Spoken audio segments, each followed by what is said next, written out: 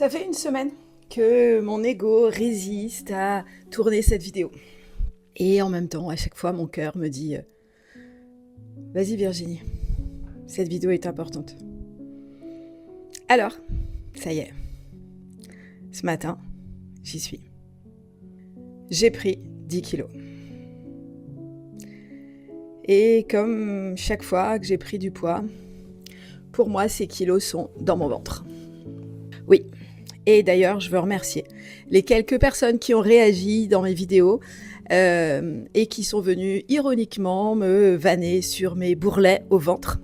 Je veux vous remercier parce que grâce à vous, j'ai pu expérimenter, me rendre compte que ça ne me faisait pas pleurer. Ça ne m'a même pas rendue triste. En fait, ça n'a pas animé d'émotion chez moi. Merci de m'avoir permis de faire cette expérience. Parce que ça n'a pas toujours été gagné. Le poids, c'est un sujet dans ma vie depuis l'âge de 7 ans.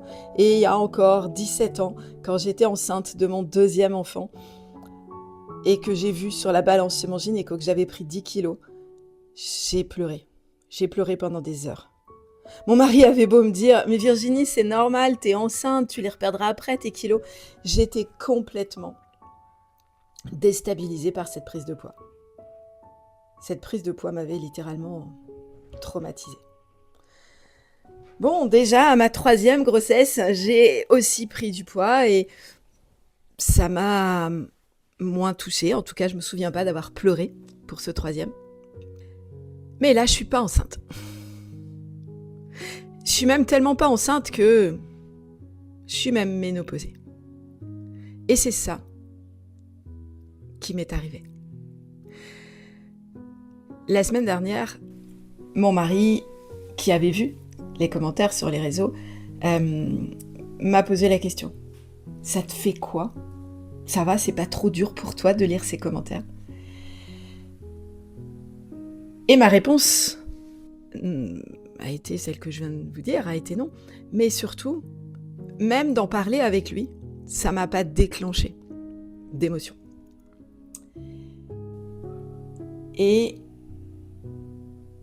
ça m'a permis de lui expliquer ce cheminement et ce qui c'était la manière dont je voyais ces kilos et la manière dont je vivais avec et la manière dont je m'en occupais de ces kilos également. Et en fait, le regard des autres ne me fait rien. J'ai pas honte de mon corps. Je vais à la plage, je me mets en maillot, je marche sur la plage, je vais me baigner, tout ça. Voir ce ventre ne me pose pas de problème. Parce que ce ventre m'a rendu service, en vérité. Tu le sais, ma vision du poids, c'est que on prend du poids quand notre corps a un message à nous partager. Et là, c'est exactement ce qui s'est passé. Et finalement, c'est peut-être ce qui m'a le plus touchée et ce qui m'a le plus rendu triste, c'était de me dire « Mince, je vois mon corps grossir et j'arrive pas à savoir comment l'apaiser. » Alors, je suis allée chercher ce qui se passait. Alors, bien sûr, je traversais des expériences stressantes dans ma vie. J'ai eu d'ailleurs, j'ai un gros dossier administratif qui a été très, très pesant pour moi, qui est encore en difficulté, qui n'est pas encore résolu. Je me suis sentie abusée par certaines personnes. Bref, j'ai eu des difficultés relationnelles. C'était une année compliquée pour moi. Alors, je me disais, c'est le stress. D'ailleurs, j'avais des crises d'angoisse, des insomnies, des pleurs, des crises émotionnelles, des idées noires. Et je me disais, c'est à cause de tout ça. Jusqu'au jour où j'ai découvert que c'était peut-être autre chose.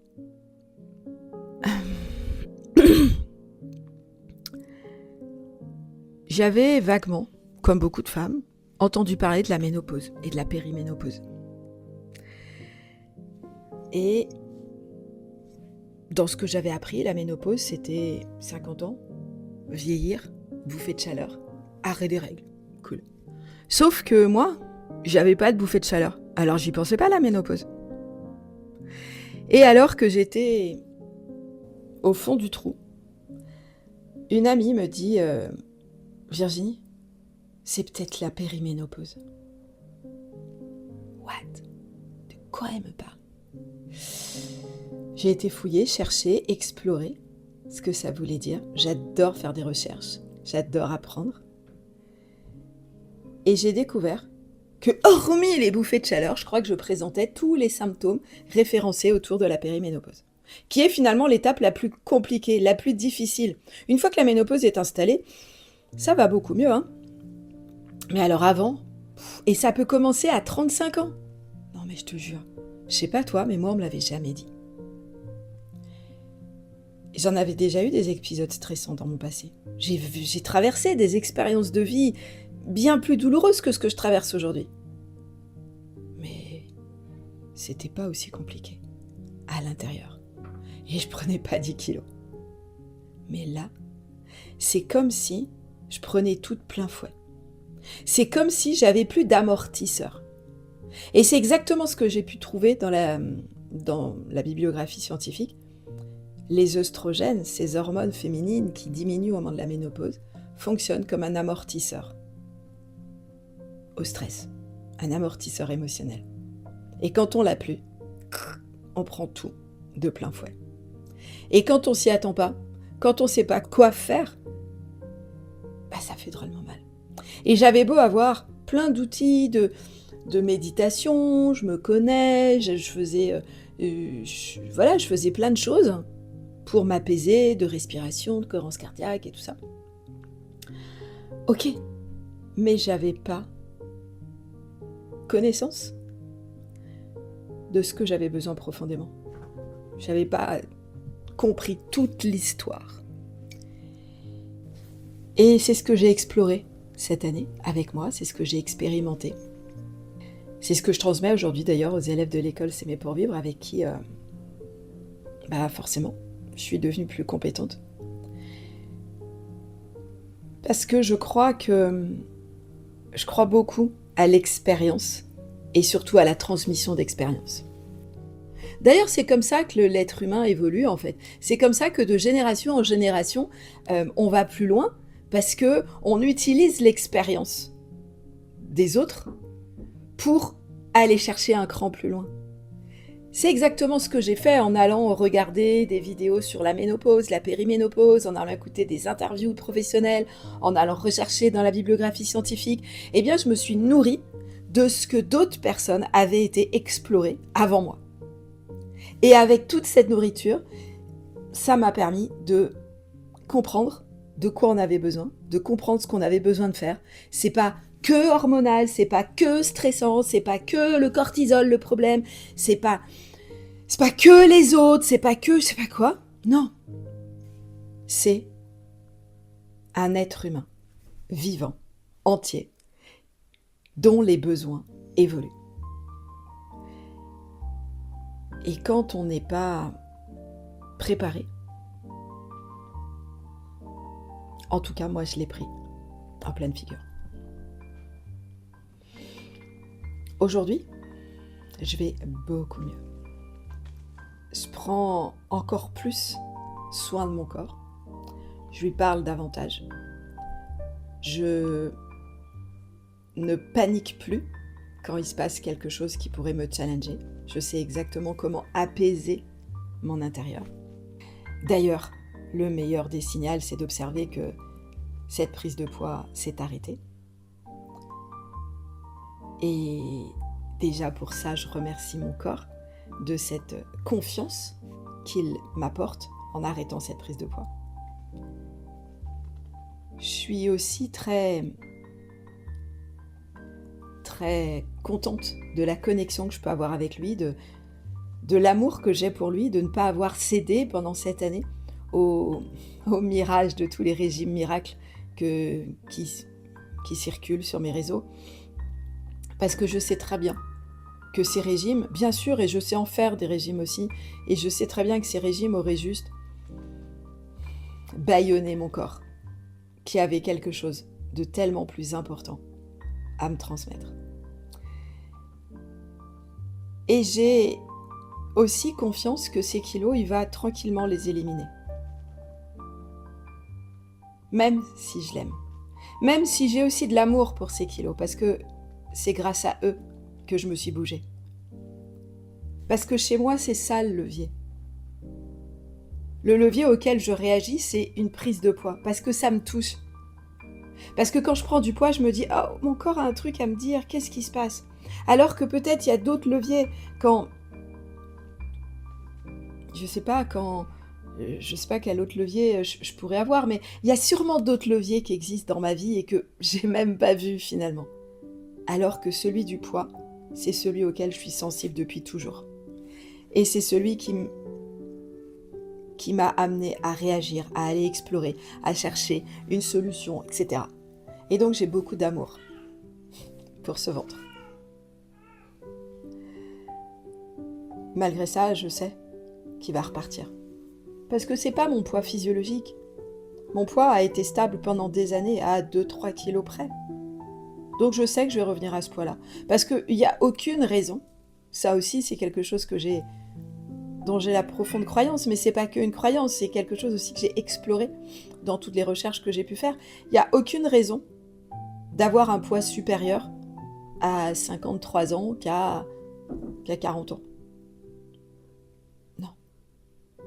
Donc je sais que je vais éliminer ces kilos, mais j'ai confiance que mon corps le fera quand ça sera juste pour lui.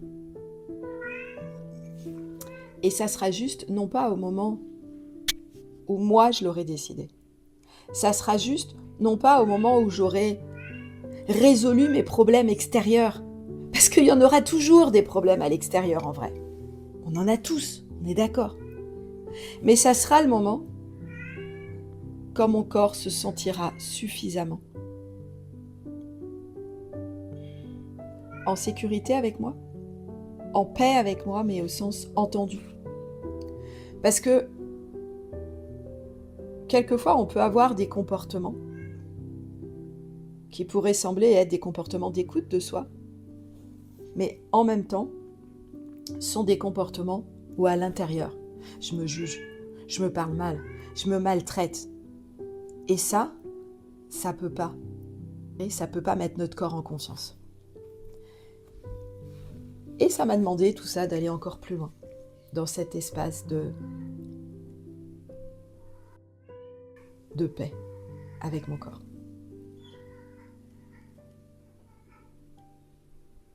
Je sais bien que ce que je te partage là, certaines personnes n'y adhèrent pas du tout. J'ai fait la paix aussi avec ça. Il y a eu un temps, il y a des années où je me disais « Waouh, mon message, il est tellement... » J'y croyais tellement que je croyais que j'allais partir en croisade et convertir le monde entier. Mais en fait, non. Chacun est libre de croire ce qu'il veut, d'adhérer au message qu'il a envie. Et il y en a peut-être qui vont trouver mon message, ma vision, pas du tout en adéquation avec la leur. C'est ok, bien entendu. Il y en a pour qui ça va résonner. Et c'est pour toi, avec qui ce message résonne, que je fais cette vidéo. Parce que je sais que ce genre de message n'est pas hyper commun. Peu de personnes parlent comme ça. Peu de personnes ont cette croyance. Ou en tout cas la partagent. Et je veux juste que tu saches que tu n'es pas toute seule. Et que même si je suis diététicienne, coach, hypnothérapeute, énergéticienne, eh bien moi aussi je reste une femme qui traverse la ménopause avec ses difficultés. Je reste une femme avec ses vulnérabilités. Je reste une personne qui a ce talon d'Achille du poids. Et c'est ok. Par contre, ce chemin n'a pas été une obsession, une lutte, une guerre contre moi. Et ça, c'est ce dont je suis le plus contente. Et c'est ce que j'ai envie de te transmettre. Tu peux traverser des challenges mais sans entrer en guerre contre toi-même. Parce que je crois que ça, c'est la pire des choses, en fait. Parce que déjà, la vie extérieure nous challenge, et en plus, on vient se faire la guerre à soi-même. Waouh! Si j'avais réagi comme je réagissais quand j'avais 20 ans, avec des régimes où je mangeais rien, je sais pas ce que je serais devenue. En tout cas, j'en serais pas là où j'en suis aujourd'hui. Merci à celles qui m'ont permis de me rendre compte que j'étais guérie par rapport à l'image que je renvoie de mon poids, de ma silhouette, de ma corpulence. Merci à celles qui me partagent leur message, qui me partagent leur soutien, qui me partagent leur amour pour certaines. Et en tout cas, je vais continuer à partager ce message parce que je crois vraiment que chaque être humain est venu ici pour apprendre à s'aimer. Le chemin est différent pour chaque être humain aussi. Peut-être même la définition de l'amour est différente pour chaque être humain. Mais toutes celles qui ont envie d'avoir comme définition de l'amour, j'écoute mon corps et j'avance avec lui, pas contre lui. Je vais continuer à te partager mes astuces, mes découvertes, mes expériences aussi sur ce sujet. À très vite.